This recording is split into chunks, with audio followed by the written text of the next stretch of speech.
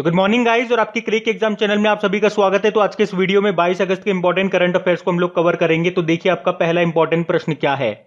अभी हाल ही में पुणे स्टेडियम का नाम किसके नाम पे रखा गया है? तो आंसर होगा नीरज चोपड़ा। तो पुणे महाराष्ट्र में जो आर्मी स्पोर्ट्स इंस्टीट्यूट का परिसर में जो स्टेडियम है उसका नाम टोक्यो ओलंपिक में गोल्ड मेडल जीतने वाले नीरज चोपड़ा के नाम पे रखा जाएगा। और स्टेडियम का नाम फिर क्या हो जाएगा? Neeraj Chopra army sports stadium. Neeraj Chopra के बारे में आप जानते हो ना, टोक्यो ओलंपिक 2020 में अभी 7 अगस्त 2021 को भाला फेंक प्रतियोगिता में 87.58 मीटर की दूरी पे भाला फेंक करके गोल्ड मेडल जीता था इन्होंने। और इसीलिए तो 7 अगस्त को हम भाला फेंक दिवस के रूप में मना रहे हैं। देखो, नीरज चोपड़ा से दो इंपॉर्टेंट पॉइंट मैंने आपको बताए थे। याद रखना, ओलंपिक के इतिहास में गोल्ड मेडल जीतने वाले ये पहले भारतीय एथलीट हैं और व्यक्तिगत रूप से ये दूसरे भारतीय हैं। क्यों? क्योंकि इससे पहले निशानेबाज अभिनव बिंद्रा ने गोल्ड जीता था 2008 के बीजिंग ओलंपिक में। और अभी कुछ दिन पहले हमने पढ़ा था कि आरबीआई ने बैंकिंग धोखाधड़ी जागरूकता अभियान के लिए नीरज चोपड़ा को शामिल किया। तो इनसे ये 2-3 पॉइंट याद रखना आप। बाकी देखो, स्टेडियम की बात है तो आपको याद दिला दूं, अभी मोहाली में जो इंटरनेशनल हॉकी स्टेडियम है उसका नाम बलबीर सिंह सीनियर के नाम पे रखा गया।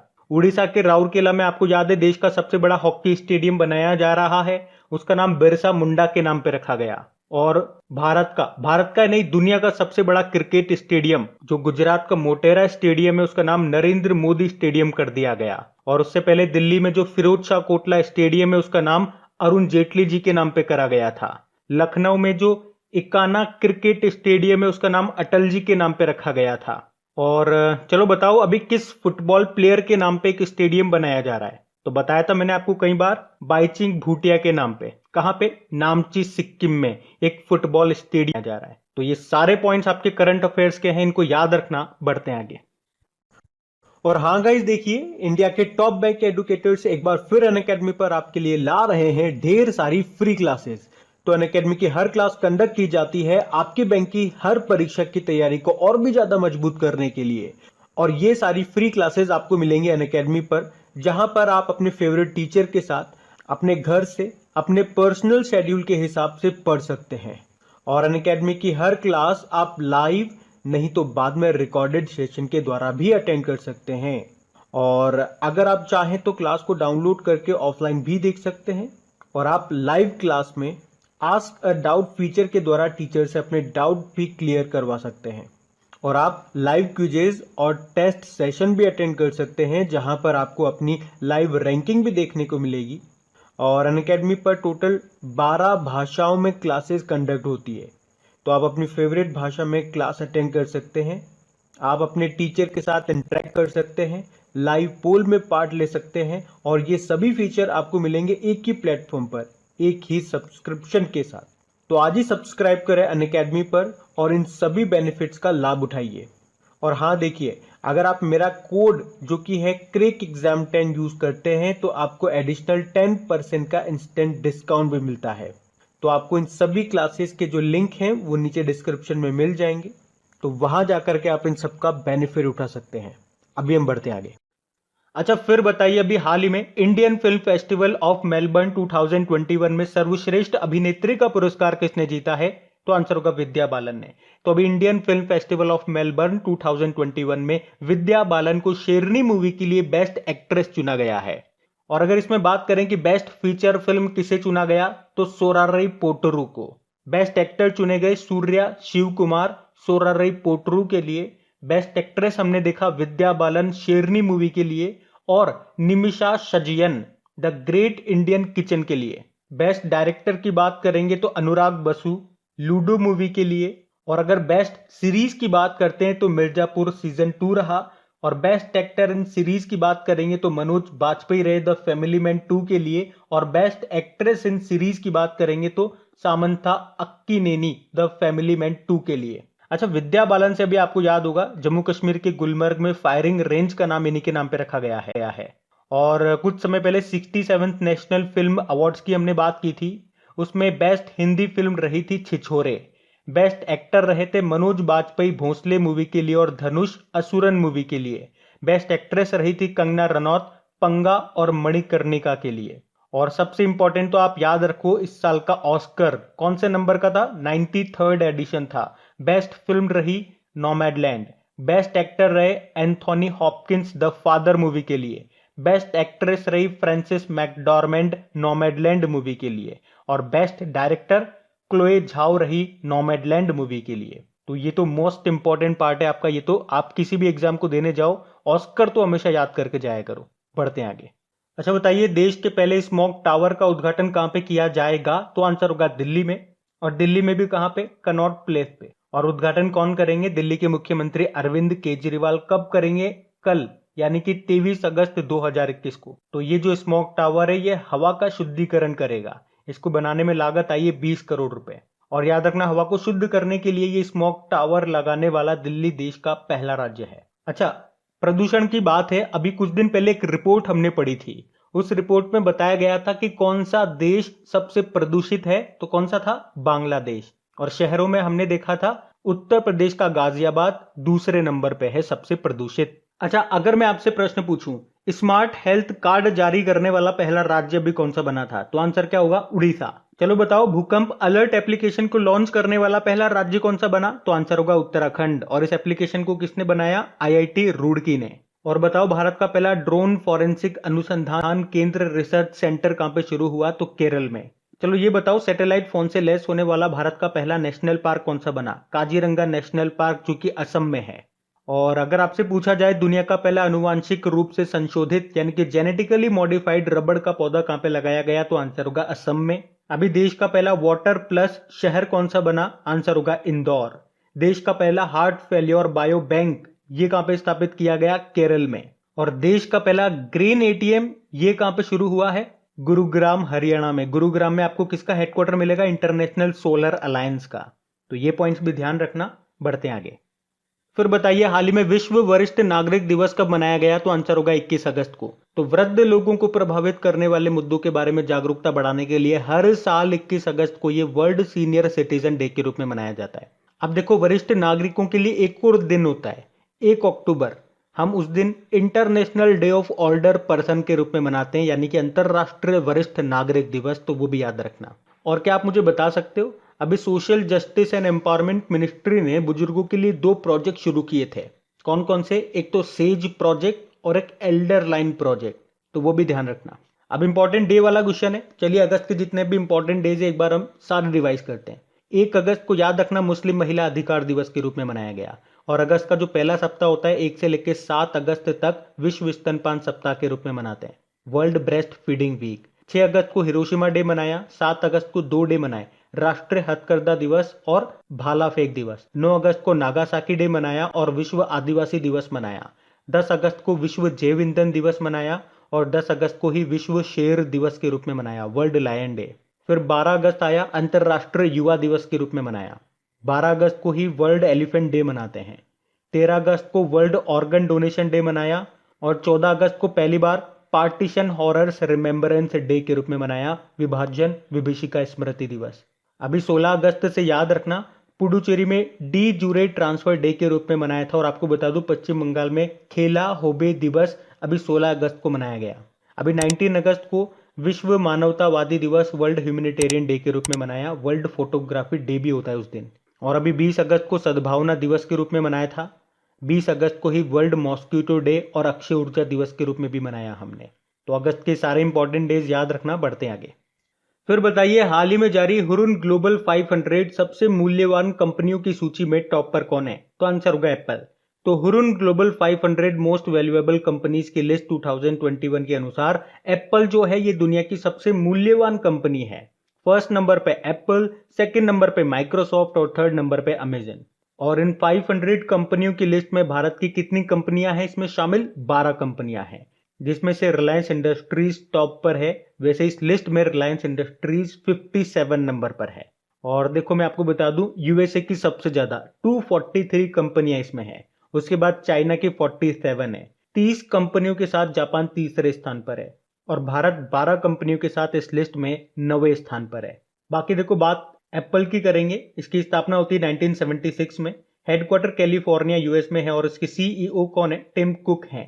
देखो डेली करंट अफेयर्स आप हमारा पढ़ते होंगे तो आपको याद होगा कुछ समय पहले हमने पढ़ा था फॉर्च्यून ग्लोबल 500 लिस्ट में कितनी भारतीय कंपनियों को शामिल किया गया था। तो उसमें किया गया था 7 को, और उसमें टॉप पे कौन था? टॉप पे वॉलमार्ट रहा था। और हाँ, इसी के साथ मैं आपको बता दूं कि अगस्त मंथ के सेकेंड वाले वीक का करंट अफेयर्स वाला पार्ट अपलोड हो चुका है। अगर आपने वो नहीं देखा तो देख लीजिएगा, कल शाम को अपलोड हुआ था। और उसकी क्विज भी अपलोड कर दी गई है आपकी क्रैक एग्जाम एप्लीकेशन पे, तो वहां जाकर के उसकी प्रैक्टिस आप कर लेना। अभी हम बढ़ते हैं आगे। फिर बताइए, अभी हाल ही में मलेशिया के नए प्रधानमंत्री कौन बन गए? तो आंसर होगा इस्माइल साबरी याकूब। अभी आपको पता है 2-4 दिन पहले हमने पढ़ा था, अभी तक मलेशिया के जो प्रधानमंत्री थे मुहिद्दीन यासीन, उन्होंने इस्तीफा दे दिया था और अब नए बन गए कौन? इस्माइल साबरी याकूब। बाकी स्टीफन लॉफवेन स्वीडन के नए प्रधानमंत्री बने, एरियल हेनरी हैती के नए प्रधानमंत्री बने और हेकेंडे हिचिलेमा ये जाम्बिया के नए प्रेसिडेंट बने। बात मलेशिया की है तो ये रहा मैप में मलेशिया। कैपिटल इसकी कुआलालंपुर है। चलो मुझे बताओ कुआलालंपुर में किसका हेडक्वार्टर मिलेगा आपको? कई बार मैं आपको बताता हूं, बैडमिंटन वर्ल्ड फेडरेशन का हेडक्वार्टर आपको कहां मिलेगा? कुआलालंपुर मलेशिया में। करेंसी मलेशियन रिंगिट है और यहां की संसद को क्या कहते हैं? दीवान निगारा कहते हैं। तो ये याद रखना, बढ़ते आगे। अच्छा फिर बताइए, हाल ही में संस्कृत सप्ताह ये कब मनाया गया? तो आंसर होगा 19 से लेके 25 अगस्त तक ये मनाया जा रहा है। तो 2021 में भारत प्राचीन भाषा के महत्व को बढ़ावा देने, उसे लोकप्रिय बनाने और संजोने के लिए 19 से लेके 25 अगस्त 2021 तक संस्कृत सप्ताह के रूप में मना रहा है। अच्छा आपको वैसे पता होगा कि संस्कृत दिवस हम श्रावण महीने की पूर्णिमा के दिन मनाते हैं और इसी दिन तो रक्षाबंधन भी होता है। और हाँ, आप सभी भाइयों और बहनों को मेरी तरफ से हैप्पी रक्षाबंधन। तो याद रखना, संस्कृत सप्ताह 19 से लेकर 25 अगस्त तक, और संस्कृत दिवस पूछेंगे तो आज यानी कि 22 अगस्त को रक्षाबंधन वाले दिन मनाते हैं हम ये। बढ़ते हैं आगे। अच्छा फिर बताइए, अभी हाल ही में जो हमारे वित्त मंत्री हैं निर्मला सीतारमण जी, उन्होंने कहां उभरते सितारे फंड लॉन्च किया? तो आंसर होगा लखनऊ में। वित्त मंत्री कौन है? Finance minister Nirmala Sitharaman. और अभी उन्होंने 22 अगस्त को ही उभरते सितारे फंड को लखनऊ में लॉन्च किया है। अब आप पूछोगे उभरते सितारे फंड क्या है? मतलब छोटी कंपनियों के लिए उन्हें बढ़ावा देने के लिए, उन्हें सपोर्ट करने के लिए एक फंड बनाया गया है और उसी को नाम दिया गया उभरते सितारे फंड। और इस फंड को एक्सिम बैंक और सिडबी ने 40-40 करोड़ रुपए देकर के इसको शुरू किया है। तो ये आप ध्यान रखना। अच्छा निर्मला सीतारमण जी से एक प्रश्न मैं आपसे पूछता हूं। अभी कुछ समय पहले निर्मला सीतारमण जी ने बताओ किस आईआईटी में भारत के पहले 3D प्रिंटेड घर का उद्घाटन किया था? अब ये प्रश्न तो आप ही के लिए रहेगा, आप ही को कमेंट बॉक्स में इसका आंसर देना है। अभी हम बढ़ते हैं आगे। अच्छा बताइए, कौन सा देश संयुक्त राष्ट्र विश्व भू स्थानिक सूचना कांग्रेस की मेजबानी करेगा? तो आंसर होगा भारत। तो भारत जो है ये अक्टूबर 2022 में हैदराबाद में दूसरी संयुक्त राष्ट्र विश्व भू स्थानिक सूचना कांग्रेस की मेजबानी करेगा। और इसका विषय क्या रहेगा, थीम क्या रहेगी? Towards Jio enabling the global village. और याद रखना ये इसका दूसरा एडिशन है, यानी कि ये इसकी दूसरी बैठक होगी। इसकी पहली बैठक कहां पे हुई थी? चाइना में हुई थी 2018 में। अच्छा मुझे एक प्रश्न का जवाब दो। कल ही हम लोगों ने पढ़ा है कि भारत ने यूनाइटेड नेशन के साथ मिलकर के अभी कौन सा प्लेटफॉर्म शुरू किया था? तो आंसर होगा यूनाइटेड अवेयर। और एक अब्दुल्ला शाहिद का नाम याद रखना, मालदीव के विदेश मंत्री हैं वैसे तो ये, लेकिन अभी ये यूनाइटेड नेशन जनरल असेंबली के 76th सेशन के अध्यक्ष बने हैं। और यूनाइटेड नेशन जनरल असेंबली की पहली महिला अध्यक्ष का नाम पूछा जाएगा तो विजय लक्ष्मी पंडित, पंडित जवाहरलाल नेहरू की बहन थी ये। और संयुक्त राष्ट्र के डायरेक्टर जनरल कौन है? एंटोनियो गुतेरेस हैं, ये पुर्तगाल से हैं। और संयुक्त राष्ट्र का नवीनतम सदस्य यानी कि 193rd मेंबर कौन सा है? साउथ सुडान है। अच्छा भारत कौन सी बार यूनाइटेड नेशन सिक्योरिटी काउंसिल का अस्थायी सदस्य चुना गया? तो 8वीं बार। किसके स्थान पे? इंडोनेशिया के स्थान पे। जो अस्थायी सदस्य होते हैं ना, ये 2-2 सालों के लिए चुने जाते हैं। देखो यूनाइटेड नेशन सिक्योरिटी काउंसिल में टोटल 15 मेंबर होते हैं, 5 परमानेंट है और 10 अस्थायी है। और आपको पता ही है अभी अगस्त महीने के लिए संयुक्त राष्ट्र सुरक्षा परिषद की अध्यक्षता भारत के पास ही है। उसके अलावा आप ये भी याद रख लो कि संयुक्त राष्ट्र आर्थिक और सामाजिक परिषद में जो भारत है ये 2022 से लेके 2024 तक मेंबर बना है। टोटल मेंबर कितने हैं? 54 हैं। तो ये पॉइंट भी ध्यान रखना, इंपॉर्टेंट रहेंगे आपके एग्जाम के लिए। बढ़ते हैं आगे। फिर बताइए, अभी हाल ही में किसने भारत में लघु व्यवसाय ऋण पहल शुरू की है? तो आंसर होगा फेसबुक ने। तो अभी फेसबुक इंडिया ने ऑनलाइन लैंडिंग प्लेटफॉर्म है इंडीफी, उसके साथ मिलकर के भारत में स्मॉल बिजनेस लोन इनिशिएटिव को लॉन्च किया है। और भारत पहला देश है जहां फेसबुक इस कार्यक्रम को शुरू कर रहा है। और इस पहल का, इस इनिशिएटिव का उद्देश्य क्या है? छोटे व मध्यम व्यवसायों की मदद करना, उनके लिए बिजनेस लोन को ज्यादा आसान और सुलभ बनाना। देखो, फेसबुक की स्थापना होती है 2004 में। हेडक्वार्टर इसका कैलिफोर्निया यूएस में है और इसके सीईओ मार्क जकरबर्ग हैं। फिर बताइए, अभी हाल ही में तालिबान ने अफगानिस्तान का नाम बदलकर क्या कर दिया है? तो आंसर होगा इस्लामिक अमीरात ऑफ अफगानिस्तान। तो अभी तालिबानियों ने अफगानिस्तान का नाम बदल के इस्लामिक अमीरात ऑफ अफगानिस्तान कर दिया। ये नाम 20 साल पहले तालिबान सरकार के द्वारा देश को दिया गया था, जब अफगान तालिबान ने इस्लामिक राज्य की स्थापना करते हुए 1996 से 2001 तक लगभग 6 सालों तक देश पर शासन किया था। अच्छा, इसके अलावा एक तालिबानी नेता है मुल्ला अब्दुल गनी बरादर, उनको अफगानिस्तान का नया राष्ट्रपति घोषित किया गया है। यहाँ पे राष्ट्रपति पद नहीं हो गया, मजाक हो गया ये। अभी कुछ दिन पहले हमने पढ़ा था वहां के जो प्रेसिडेंट है वो तो भाग गए, अशरफ गनी। फिर वहां के जो वाइस प्रेसिडेंट है अमरुल्ला सलेह, उन्होंने कहा कि मैं प्रेसिडेंट। अब ये कह रहे हैं बरादर कि मैं प्रेसिडेंट। सभी प्रेसिडेंट बन जाओ। अब देखो, बात यहाँ पे अफगानिस्तान की है, तो ये रहा मैप में अफगानिस्तान। कैपिटल इसकी काबुल हो गई, करेंसी अफगानी है। अच्छा, अफगानिस्तान के सर्वोच्च सम्मान का नाम क्या है? आमिर अमानुल्लाह खान पुरस्कार। यहाँ पे 3 डैम आपको याद रखने। 2 तो भारत ने बनाए हैं भारत की सहायता से। कौन कौन से? सलमा बांध और शहतूत बांध। एक दहला डैम भी याद रखो, क्योंकि ये न्यूज में था जब तालिबानी आए थे तो इन्होंने इस पे कब्जा किया था सबसे पहले। एक वर्ल्ड ट्रेड ऑर्गेनाइजेशन से याद रखो, उसके टोटल मेंबर कंट्रीज कितने हैं? 164। तो 164 यानी कि WTO का सबसे नया मेंबर यही है, अफगानिस्तान। अच्छा, पाकिस्तान और अफगानिस्तान के बीच की बॉर्डर लाइन को क्या कहते हैं? डूरंड लाइन कहते हैं। अब देखो, यहीं से आप लिंक करो, यहां पर रुको मत। डूरंड से आपको याद आएगा एक डूरंड कप होता है। अब ये जो डूरंड कप है, खुद से प्रश्न करना है आपको, डूरंड कप का संबंध किस खेल से है? तो आपको याद आएगा फुटबॉल से। अब यहां पे भी रुको मत, आपको याद करना है यार, ये डूरंड कप तो अभी न्यूज में था। तो आपको याद आएगा कि डूरंड कप इस साल होने वाला है, ये इसका 130वां संस्करण होगा। लेकिन कहां पे होने वाला है? कोलकाता में होने वाला है। क्योंकि आप में से बहुत सारे स्टूडेंट्स कहते हैं कि किस तरह से लिंक कर करके पढ़ा जाए। तो इसी तरह से कहीं पर भी आप चीजों को इंटरकनेक्ट कर सकते हो। और जब आप इंटरकनेक्ट करते हुए चीजों को पढ़ना सीख जाओगे ना, आप देखना बहुत कम समय पे बहुत ज्यादा चीजों को आप रिवाइज कर लोगे। और वो एक बहुत बेहतरीन रिवीजन होगा, क्योंकि उसमें आप बोर भी नहीं होगे। और उससे आपको पता चलता जाएगा कि क्या क्या चीजें आपके माइंड में याद है, आपको क्या क्या चीजें याद नहीं है, तो आप उसको हाथों हाथ याद कर लोगे। अच्छा, यहाँ की संसद को क्या कहते हैं? शोरा कहते हैं। ये भी याद रखना, बढ़ते हैं आगे। फिर बताइए, अभी हाल ही में इंफॉर्मेशन एंड ब्रॉडकास्टिंग मंत्रालय में नए सचिव किसे नियुक्त किया गया? तो आंसर होगा अपूर्व चंद्रा को। तो अभी अपूर्व चंद्रा को सूचना एवं प्रसारण मंत्रालय में सचिव के रूप में नियुक्त किया गया है। और हमारे सूचना और प्रसारण मंत्री कौन है? तो वही है जिनके पास खेल मंत्रालय है, यानी कि अनुराग ठाकुर। बाकी देखो, सुधीर कुमार की बात करेंगे। अभी कैबिनेट सचिवालय में सुरक्षा सचिव बने थे ये। धृति बनर्जी का नाम मोस्ट इंपॉर्टेंट है, क्योंकि जूलॉजिकल सर्वे ऑफ इंडिया की पहली महिला अध्यक्ष बनी है ये। पद्म कुमार माधवन नायर।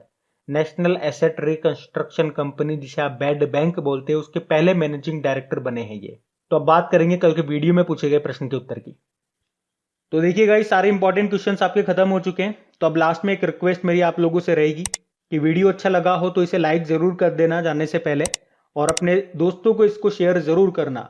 अगर इन वीडियोस से आपको हेल्प मिलती है और इन वीडियोस को आप सपोर्ट करना चाहते हो, मुझे सपोर्ट करना चाहते हो कि मैं इसी तरह से रेगुलर आप लोगों के लिए कंटेंट प्रोवाइड कराता रहूं, पूरी मेहनत करता रहूं, पूरे दिल से, पूरी ईमानदारी से, तो थोड़ी सी ईमानदारी और थोड़ी सी सपोर्ट मुझे आप लोगों से भी चाहिए। कुछ नहीं करना, आपके परिवार में, दोस्तों में जो भी पढ़ने वाले स्टूडेंट्स हैं, उनके साथ एक बार प्लीज वीडियो को शेयर जरूर कर देना। तो अब देखते हैं कल की वीडियो में क्या प्रश्न पूछा था। बताइए, किसे राष्ट्रीय युवा पुरस्कार से सम्मानित किया गया? तो आंसर होगा मोहम्मद आजम को। आप सभी ने प्रश्न का बिल्कुल सही उत्तर दिया है। और अब इन सभी क्वेश्चंस की आप प्रैक्टिस कर लीजिए। इसकी क्विज बना करके अपलोड कर दी गई है आपकी क्रेक एग्जाम एप्लीकेशन पे। और इन सभी क्वेश्चंस का अगर ऑडियो के माध्यम से आप कम समय में रिवीजन करना चाहते हैं सुन करके, तो इसका ऑडियो भी मैंने तैयार कर दिया है आप ही लोगों के लिए। तो जब भी आप फ्री हो, आप घूम रहे हो, बैठे हुए हो, तो ईयरफोन लगाओ कानों में और मस्ती से इसका रिवीजन कर डालो। ऑडियो रिवीजन का लिंक आपको नीचे डिस्क्रिप्शन में मिल जाएगा। Thank you guys.